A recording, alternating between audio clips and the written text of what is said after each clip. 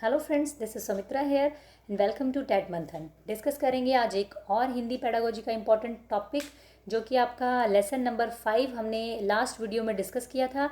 उसका ये part number 2 रहने वाला है क्योंकि एक बड़ा चैप्टर है और हमेशा क्वेश्चन बनता है इसमें सीटेट में, तो इसको हम थोड़ा सा समझ के चलेंगे। तो ये उसका पार्ट 2 है। अगर आपने इसका पार्ट 1 नहीं देखा है तो आप उसे ज़रूर जा करके प्लेलिस्ट में चेक करें। हिंदी पेडागोजी की प्लेलिस्ट आपको मिलेगी, वहाँ पे आपको मिल जाएगा और मैं कोशिश करूँगी कि उसका लिंक आपको वीडियो के डिस्क्रिप्शन बॉक्स में भी दे दूँ। तो लास्ट वीडियो में हमने समझा था कि बहुभाषिकता क्या है, कितनी भाषाओं को जो है संविधान में आपकी अनुमति दी गई है, ठीक है। उसके बाद हमने समझा था कि बहुभाषिकता को एक संसाधन के रूप में कैसे लिया जाना चाहिए। तो आज हम देखेंगे कि एक शिक्षक के रूप में एक शिक्षक को किन किन चुनौतियों का सामना करना पड़ता है एक बहुभाषिकता वाली क्लास में, यानी कि एक डाइवर्स बैकग्राउंड में जहाँ बच्चे आते हैं, अलग अलग भाषा बोलने वाले, तो शिक्षक के सामने क्या क्या चुनौतियाँ आती है। ठीक है, स्टार्ट करते हैं फ्रेंड्स। क्या है भाषा विविधता वाली कक्ष में भाषा शिक्षण की चुनौतियाँ। अब जो आपकी भाषा विविधता वाली क्लास होती है उसमें बच्चों में संप्रेषण कौशल का विकास करने की चुनौती आती है टीचर के सामने। क्या होता है, बच्चों में संप्रेषण कौशल का विकास करने के लिए भाषा पर नियंत्रण और कुशलता ज़रूरी है। यानी कि एक बच्चा अगर कम्युनिकेशन स्किल उसकी अच्छी करनी है तो उसका क्या है, एक लैंग्वेज पर पकड़ होनी चाहिए, तभी तो आप मतलब फ्रीक्वेंटली आप बोल पाएंगे ना, ठीक है। लेकिन किंतु क्षेत्रीय भाषाओं के प्रभाव के कारण, ठीक है, प्रभाव से इसमें कई प्रकार की समस्याएं उत्पन्न होती हैं। अब जो बच्चा आता है उसके ऊपर क्या रहता है, कहीं ना कहीं उसकी क्षेत्रीय भाषा का जो उसकी लोकल लैंग्वेज होती है, उसकी जो मदर टंग होती है, उसका प्रभाव रहता है, उसका इन्फ्लुएंस रहता है उसके ऊपर, जिसकी वजह से उसकी जो कम्युनिकेशन स्किल है वो इतनी फ्लुएंस नहीं हो पाती, इतनी इफेक्टिव नहीं हो पाती। ये टीचर के लिए क्या है, एक चैलेंज बन जाता है सिखाना बच्चों को कम्युनिकेशन स्किल, ठीक है। छात्रों में भाषाई कौशलों का विकास करने की चुनौती। भाषाई विविधता के कारण एक शिक्षक के लिए विभिन्न भाषाओं का ज्ञान होना कठिन है, जो बहुभाषी कक्षा में शिक्षण अधिगम प्रक्रिया में समस्या के रूप में बनी रहती है। अब एक बात बताइए, जो भाषाई कौशल है आपका, तो एक शिक्षक जो है वो कितनी भाषा सीख सकता है, ज़्यादा से ज़्यादा 2, 3, 4, 5, लेकिन आपकी क्लास में 30 बच्चे हैं और अलग अलग भाषा से हैं। अगर अगर कम से कम चलो कॉमन भी पकड़ लेते हैं तो 15 बच्चे अगर अलग भाषा के, एक शिक्षक जो है 15 भाषा सीखना बहुत मुश्किल काम रहता है एक टीचर के लिए, और 15 भाषाओं को समझना भी एक मुश्किल काम रहता है। तो ये आपका क्या है, बहुभाषी कक्षा में फिर क्या होता है, एक समस्या बन जाती है टीचर के लिए, हर एक बच्चे की बात को समझना और हर एक बच्चे की बात को आपको समझना और उसको समझाना, ठीक है। तो ये एक चुनौती रहती है। नेक्स्ट है आपका क्षेत्रीय भाषाओं का छात्रों पर प्रभाव। जो आपकी एक लोकल लैंग्वेज रहती है, एक मदर टंग बच्चे को जो आती है, उसका क्या होता है, प्रभाव देखने मिलता है। भारत जो है बहुभाषी देश है, मतलब यहाँ पे बहुत भाषाएं बोली जाती हैं। यहाँ के लगभग हर क्षेत्र की भाषा में अंतर है। छात्रों पर क्षेत्रीय भाषाओं का प्रभाव स्पष्ट देखा जा सकता है, जो शिक्षण प्रक्रिया को बाधित करता है। जैसे कि आपने देखा होगा, भारत में तो मतलब इतनी भाषाएं बोली जाती है कि आप यहाँ से 20 किलोमीटर की दूरी पर जाओगे तो लैंग्वेज चेंज होगी, मतलब हुई मिलेगी आपको। तो इतनी ज़्यादा मतलब क्या है, बहुभाषिकता की वजह से बच्चों पर जो है अपनी क्षेत्रीय भाषा का बहुत प्रभाव रहता है, इन्फ्लुएंस रहता है, कि मदर टंग जो है उनकी मतलब कहते हैं ना जीभ पे चढ़ी रहती है बिल्कुल। उसकी वजह से जो टीचर की एक शिक्षण प्रक्रिया है, जो टीचिंग प्रोसेस रहता है उसका, उसमें कहीं ना कहीं उसको जो है बाधा आती है उस बच्चों की क्षेत्रीय भाषा के कारण। अध्यापक को विभिन्न भाषाओं संबंधी ज्ञान की चुनौती। भाषा भारत की भाषा विविधता के कारण एक शिक्षक के लिए विभिन्न भाषाओं का ज्ञान होना कठिन है, जो बहुभाषी कक्षा में शिक्षण अधिगम प्रक्रिया में एक समस्या के रूप में बनी रहती है। जैसे हमने लास्ट पॉइंट में पढ़ा था, सेम वही चीज़ है कि भाई एक शिक्षक कितनी भाषा सीख लेगा जब इतने सारे बच्चे हैं अलग अलग बैकग्राउंड से। तो एक टीचर के लिए हर भाषा को सीख पाना मतलब थोड़ा सा चुनौतीपूर्ण काम है आपका, ठीक है। भाषा के प्रति छात्रों की रुचि और रुझान का अभाव। अब क्या है, भाषा शिक्षण में यानी लैंग्वेज को पढ़ने में, चाहे आप इंग्लिश कह लीजिए, हिंदी कह लीजिए, उसकी ग्रामर, उसके रूल्स वगैरह, वैसे भी बच्चे को क्या थोड़ा सा अरुचिकर लगता है, थोड़ा सा उसको इंटरेस्टिंग नहीं लगता। और ऊपर से अगर उसको क्या है कि एक मदर टंग की उसके ऊपर इन्फ्लुएंस है और उसे आप एकदम से हिंदी सिखाना चाह रहे हैं या उसको इंग्लिश सिखाना चाह रहे हैं, तो क्या होता है, बच्चे की उसमें रुचि नहीं होती, रुझान नहीं होता है। तो इसलिए ये शिक्षक जो एज अ टीचर आप लोगों के लिए फिर ये जो है चुनौतीपूर्ण काम बन जाता है कि कैसे उसको भाषा सिखाई जाए। बच्चों में भाषिक कौशलों का विकास करने की चुनौती। भाषाई विविधता के कारण छात्रों को भाषाई कौशलों के अधिगम के विकास में चुनौतियों का सामना करना पड़ता है, क्योंकि क्षेत्रीय भाषा के प्रभाव के कारण भाषाई कौशलों पर भी प्रभाव पड़ता है। अब एक बच्चे को देखिए, भाषाई कौशल क्या होगा, उसका जो बोलना होगा, तो अगर आप पर क्षेत्रीय भाषा का प्रभाव रहेगा, जैसे कि एक बच्चा है वो किसी एक ऐसे बैकग्राउंड से आया जहाँ पे हिंदी नहीं बोली जाती है, तो अगर आप हिंदी भाषा कक्षा कक्ष में रहेंगे तो अपनी क्षेत्रीय भाषा का प्रयोग करेंगे तो हिंदी की जो आपकी कौशल होगा जो सीखने का, वो आपका डेवलप नहीं हो पाएगा ठीक तरीके से। इसी तरीके से आपकी मातृभाषा का जो आप पे असर रहेगा, क्योंकि जो बच्चा सुनता है, जो बोलता है, वही तो उसके लिखने में आता है ना, तो कहीं ना कहीं आपके लेखन कौशल को भी वो अफेक्ट करेगा, उसको प्रभाव डालेगा आपके लेखन कौशल पर भी। तो क्षेत्रीय भाषा का प्रभाव, एक मदर टंग का प्रभाव जो बच्चा लेकर के आता है, वो आपके भाषाई कौशल जो होते हैं हमारे, लिखना पढ़ना, ठीक है, उसके लिए क्या होता है, उसमें बाधा डालते हैं। ठीक है, नेक्स्ट क्या है आपका, भाषाई विविधता वाली कक्षा कक्ष के शिक्षण में आने वाली समस्याओं का समाधान। अब प्रॉब्लम तो इतनी सारी है, अब इसका सॉल्यूशन क्या है? क्यों? क्योंकि हमें बहुभाषिकता कक्षा कक्ष में ही रहना है। आपको एज ए टीचर, बच्चा तो भाई अपनी अपनी लैंग्वेज के साथ ही आएगा, आप उसको आकर के एकदम से लैंग्वेज उसके ऊपर थोप भी नहीं सकते कि भाई आपको यही भाषा बोलनी है, क्योंकि हमारे एनसीएफ ने कहा है कि भाई आपको मातृभाषा बोलने की छूट देनी है बच्चे को, कहीं ना कहीं बच्चे को अपने आप को एक्सप्रेस करने देना है। तो एज ए टीचर आप क्या करेंगे कि इन समस्याओं का समाधान हो सके?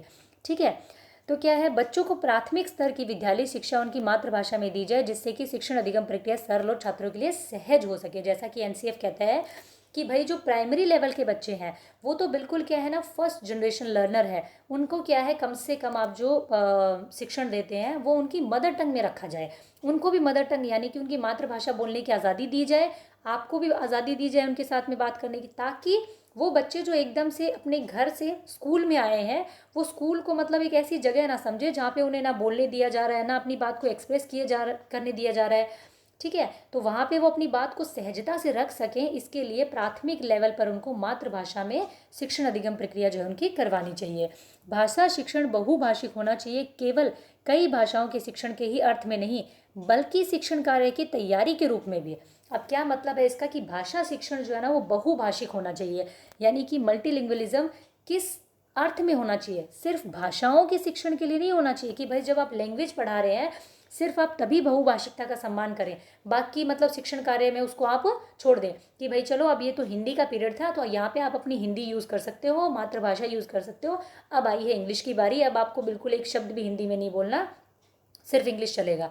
ऐसा नहीं है, आपको एक शिक्षण कार्य की तैयारी के रूप में, यानी कि आप ऑल ओवर उसको एक बार के लिए बहुभाषिकता को अपना करके चलेंगे। ठीक है, ताकि बहुभाषिकता क्या है, कक्षा को एक संसाधन के तौर पर प्रयोग किया जा सके, एक रिसोर्स की तरह यूज़ कीजिए आपको, कि बच्चा जो है वो मतलब अलग अलग तरह की भाषाओं के संपर्क में आ रहा है, सीख रहा है, अलग अलग संस्कृति को जान पा रहा है।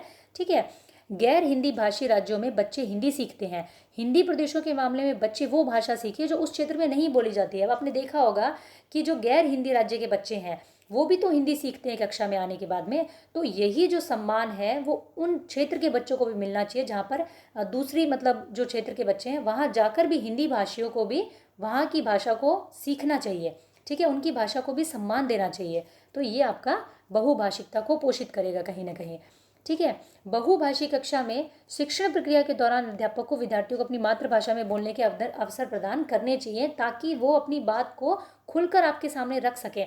अब अगर आप उनके ऊपर एक लैंग्वेज को थोप देते हैं कि भाई आपको इसी लैंग्वेज में बात करनी है, अदरवाइज तो आपको फाइन लगाना होगा और या आपके पेरेंट्स को शिकायत कर दी जाए, फलाना ढिमकाना, तो बच्चा क्या होगा, उसको वो लैंग्वेज एक बार के लिए तो आ नहीं रही है, तो वो कहेगा भाई ठीक है मैं तो मतलब बोलने की मनाही कर देता हूँ कि चलो भाई मुझे तो नहीं आ रही है ये भाषा, मैं अपनी बात को कहूँ कैसे, अब कहूँगा तो टीचर मुझे डांटेंगे कि भाई इस भाषा में बात नहीं करनी है। बच्चा अपने आप में क्या होगा, दब के रह जाएगा कि भाई मेरी भाषा कहीं ना कहीं मेरे लिए कमी है। ठीक है, बहुभाषी कक्षा में शिक्षण अधिगम प्रक्रिया को सरल बनाने के लिए अध्यापक को समृद्ध भाषिक परिवेश का निर्माण करना चाहिए। अब समृद्ध भाषिक परिवेश ये आपका बहुत ही बढ़िया वर्ड है, कहीं पर भी ऑप्शन में मिल जाता है ना, समझ लो वो ऑप्शन आपका मतलब 99% सही रहता है आपका।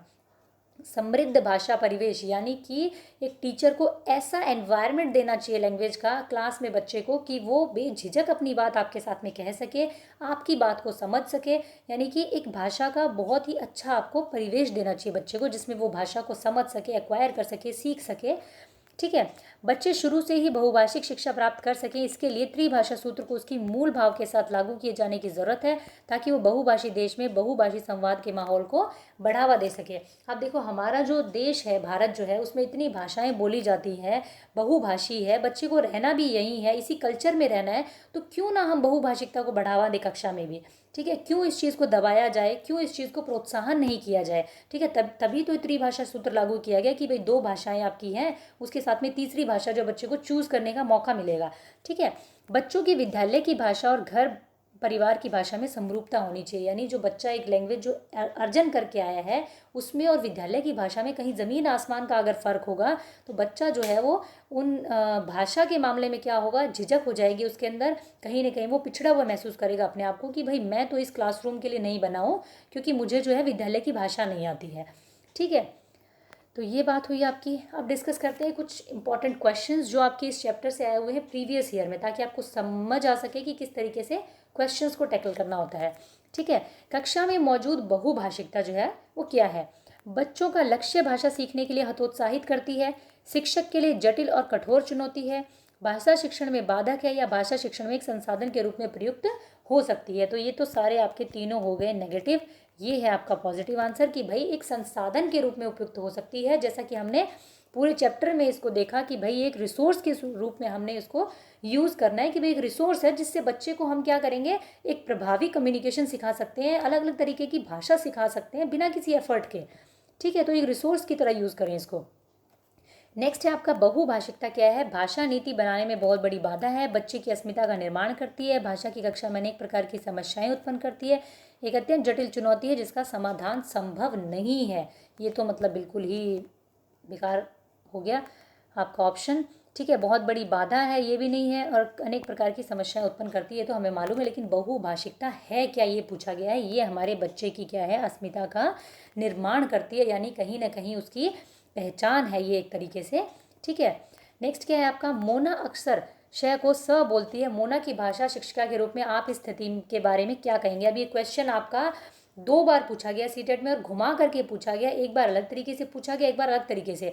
इसका जो एक क्वेश्चन है वो मैंने लास्ट वीडियो में डिस्कस किया था, उसमें सिर्फ इतना पूछा गया कि भाई इसका क्या मतलब है, ये किस वजह से ऐसा बोलती है, उसका आंसर आपका अलग रहेगा। इसमें पूछा गया है कि एक शिक्षिका के रूप में आप इस स्थिति के बारे में क्या कहेंगे, एज ए टीचर आप क्या कहेंगे, इसका आंसर आपका अलग रहेगा। भाषागत त्रुटि का होना, क्षेत्रीय भाषा का प्रभाव, भाषागत ज्ञान का अभाव, या भाषा प्रयोग में लापरवाही। तो आप क्या कहेंगे इसको? भाषागत त्रुटि तो है, हमें पता ही है, ज्ञान का अभाव हम इसको कह नहीं सकते। ठीक है, भाषा प्रयोग में लापरवाही भी नहीं कह सकते कि बच्चा जो है जानबूझ के शय को शय बोल रहा है। ये आपका क्या रहेगा? क्षेत्रीय भाषा का प्रभाव है उसका कहीं ना कहीं, कि जो बच्ची जिस क्षेत्र से आई है उसकी भाषा में कहीं ना कहीं एक लय आती है, एक तर्ज आती है कि श को स और र को वो अड़य बोलती है। ठीक है, तो इसमें श को स दिया गया, लास्ट वाला जो क्वेश्चन था उसमें र को अड़य भी दिया गया था कि वो बोलती है। ठीक है, तो ये था आज का डिस्कशन फ्रेंड्स। अगर आपको डिस्कशन पसंद आया हो तो आप इस वीडियो को लाइक करें और अपने सभी उन फ्रेंड्स के साथ में शेयर करें जो कि सीटेट की प्रिपरेशन कर रहे हैं, क्योंकि इस चैनल पर आपको क्वालिटेटिव वीडियो हमेशा मिलती रहेगी और हम साथ मिलकर सीखते रहेंगे। Thank you, keep learning, keep supporting.